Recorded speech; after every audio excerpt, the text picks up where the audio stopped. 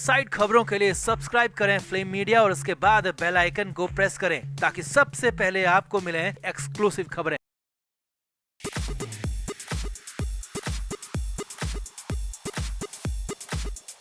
महाराष्ट्र में चुनाव बेहद रोमांचक मोड़ पर है। चुनावी सर्वे में कभी बीजेपी शिंदे का गुट आगे दिख रहा है तो कहीं कहीं पर उद्धव ठाकरे शरद पवार को बढ़त मिलती दिख रही है। महाराष्ट्र में अंदाजा लगाना बेहद मुश्किल हो रहा है कि कौन सी पार्टी को ज्यादा सीटें मिलेंगी। अब इसी बीच आदित्य ठाकरे और सीएम एकनाथ शिंदे के बेटे श्रीकांत शिंदे के बीच जमकर फाइट हो गई। आदित्य ठाकरे के एक बयान पर शिंदे के बेटे बिफर पड़े और आदित्य ठाकरे को खरी खोटी सुना दी। यहाँ तक कि आदित्य की परवरिश पर भी सवाल खड़े कर दिए। श्रीकांत शिंदे ने आदित्य ठाकरे की बिगड़ी जुबान के लिए उद्धव ठाकरे और संजय राउत को जिम्मेदार ठहरा दिया। तो क्या है पूरा मामला, आखिर क्यों बिफरे श्रीकांत शिंदे, क्या कहा आदित्य ठाकरे ने, आपको पूरी डिटेल खबर बताते हैं। आप भी वीडियो को शेयर करें और दोनों की लड़ाई में कौन सही है कौन गलत कमेंट बॉक्स में जरूर बताएं।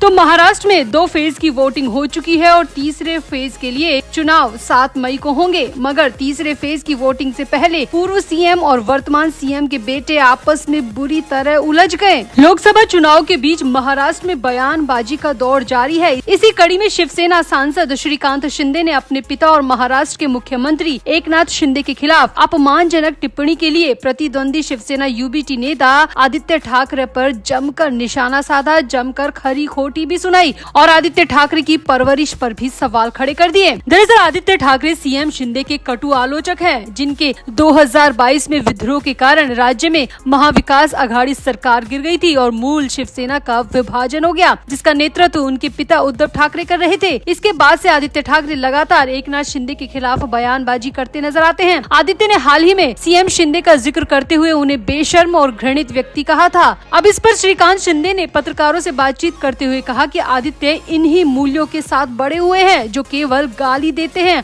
और विरोधियों को बुरा भला कहते हैं। श्रीकांत शिंदे ने कहा कि आपकी जुबान बताती है कि आपकी परवरिश कैसी है। हमें अच्छी बातें करना सिखाया गया है, इसीलिए हम अच्छे बोलते हैं, लेकिन जिनकी परवरिश में गलत बातें करना और गाली देना ही सिखाया है वो यही तो करेंगे, गलत बातें करेंगे और सिर्फ गाली देंगे। श्रीकांत शिंदे ने कहा कि एकनाथ शिंदे आदित्य ठाकरे से उम्र में और पद में दोनों में दोगुने होंगे, लेकिन फिर भी आदित्य ठाकरे को अपनी जुबान पर बिल्कुल भी कंट्रोल नहीं है। वो मेरे पिता को बेशर्म और घृणित व्यक्ति कैसे कह सकते हैं? क्या उन्होंने खुद कभी अपनी गिरेबान में झांक कर नहीं देखा? श्रीकांत शिंदे ने आगे कहा कि महाराष्ट्र में माहौल खराब करने, अपशब्द कहने और बुरा भला कहने और इतना नीचे गिरकर राजनीति करने का काम हताशा से उपजा है। आदित्य ठाकरे को अच्छी तरह पता है कि उनकी पार्टी बुरी तरह हार रही है, उनकी पार्टी को 2 सीटें भी नहीं मिलने वाली, इसीलिए वो एकनाथ शिंदे को गाली देकर खुद का मन हल्का कर रहे हैं। यहाँ आपको बता दें कि श्रीकांत शिंदे एकनाथ शिंदे के बेटे हैं और तीसरी बार कल्याण लोकसभा सीट से चुनाव लड़ रहे हैं। इतना ही नहीं, श्रीकांत शिंदे ने तो आगे ये भी कहा कि जिस बच्चे के आसपास संजय राउत जैसे बेतुके जुबान वाले इंसान रहते हो, उस बच्चे से भला उम्मीद ही क्या की जा सकती है कि वो बड़े होकर कैसे जुबान में बात करेगा। श्रीकांत शिंदे ने कहा कि मुझे नहीं समझ में आता कि उद्धव ठाकरे ने अपने बेटे को कैसी परवरिश दी, कैसे लोगों के बीच में रखा कि वो सिर्फ गाली देना जानता है, अपमानजनक टिप्पणी करना जानता है। यहाँ आपको बता दें कि महाराष्ट्र में 48 सीटों के लिए 5 चरणों में वोटिंग होगी। फेज 1 के लिए 19 अप्रैल, फेज 2 के लिए 26 अप्रैल को हो चुकी है और फेज 3 के लिए 7 मई को, फेज 4 के लिए 13 मई को और फेज 5 के लिए 20 मई को वोटिंग होनी है। वहीं इन सीटों के देश भर की अन्य सीटों के साथ ही 4 जून को ही परिणाम घोषित किए जाएंगे। महाराष्ट्र में 48 लोकसभा सीटें हैं और वहां पर 2 बड़ी पार्टियों में विभाजन हुआ है, इसीलिए महाराष्ट्र की राजनीति में जो भी होता है उसका असर सीधे पूरे देश में पड़ता है। तो आपको क्या लगता है कि आदित्य ठाकरे ने सीएम एकनाथ शिंदे के बारे में जो आपत्तिजनक शब्द कहे वो कितने सही हैं? क्या श्रीकांत शिंदे का किसी की परवरिश पर सवाल उठाना जायज है? क्या शिंदे के बेटे ने आदित्य ठाकरे को करारा जवाब देकर बिल्कुल ठीक किया? आप भी अपनी राय कमेंट बॉक्स में जरूर दें और वीडियो को भी शेयर करें।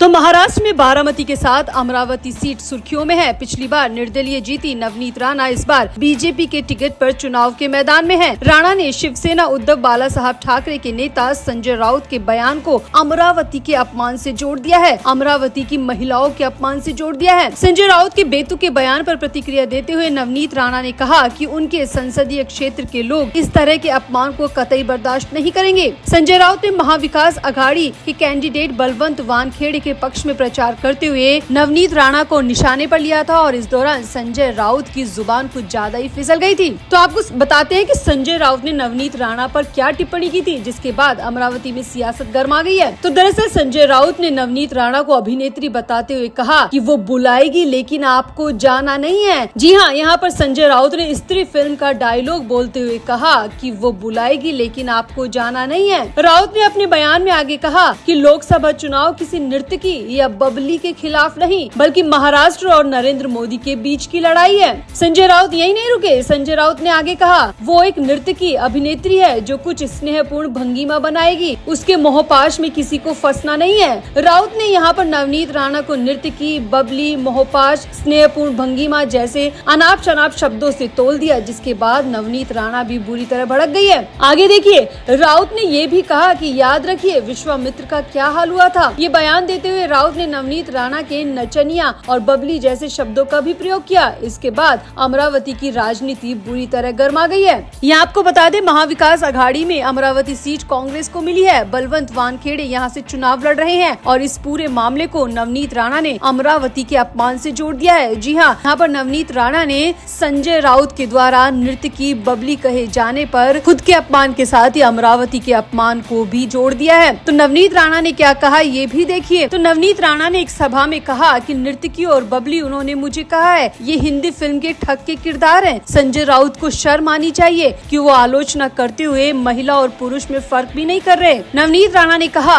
कि उनके निर्वाचन क्षेत्र के लोग इस तरह का अपमान बर्दाश्त नहीं करेंगे। जिस इलाके में महिला, माँ और बहन की इज्जत भगवान से ज्यादा होती है, संजय राउत उसी इलाके में आकर मुझे नर्तकी, बबली और नचनिया जैसे शब्दों से तोल रहे हैं, जो पूरी तरह गलत है। नवनीत राणा ने आगे कहा कि राउत मुंबई के टीन टप्पड़ है जो विभिन्न स्थानों पर जाते हैं और दूसरों के बारे में सिर्फ अपमानजनक बातें करते हैं। राणा ने आगे कहा कि अमरावती की बेटी के बारे में इस तरह से बोलेंगे तो यहाँ के लोग इस अपमान को बर्दाश्त नहीं कर पाएंगे। यहाँ आपको बता दें, नवनीत राणा ने 2019 में विपक्ष समर्थित निर्दलीय उम्मीदवार के रूप में अमरावती सीट पर जीत दर्ज की थी, लेकिन इस बार वो भाजपा के टिकट पर चुनाव लड़ रही हैं। यहाँ पर आपको याद दिला दे कि नवनीत राणा वही है जो हनुमान चालीसा के पाठ को लेकर सुर्खियों में आई थी और इसे लेकर उद्धव ठाकरे की खूब जगहसाई भी हुई थी, खूब आलोचना भी हुई थी। और अब संजय राउत ने नवनीत राणा को नर्तकी, बबली और नचनिया कहकर एक बार फिर से अपनी पार्टी के लिए आफत मोल ले ली है। तो आपको क्या लगता है, नवनीत राणा पर ऐसी टिप्पणी करके क्या संजय राउत ने अपनी पार्टी, अपने गठबंधन को मुश्किल में डाल दिया है? क्या वाकई में अमरावती में अब महाविकास अघाड़ी के कैंडिडेट का जीतना बेहद मुश्किल हो जाएगा? क्या नवनीत राणा संजय राउत की इस टिप्पणी के बाद लोगों की सिंपैथी गेन करने में कामयाब हो जाएगी? आप भी संजय राउत के इस बड़बोलेपन पर, बेतुकी बयानबाजी पर अपनी राय कमेंट बॉक्स में जरूर दें और वीडियो को भी शेयर करें।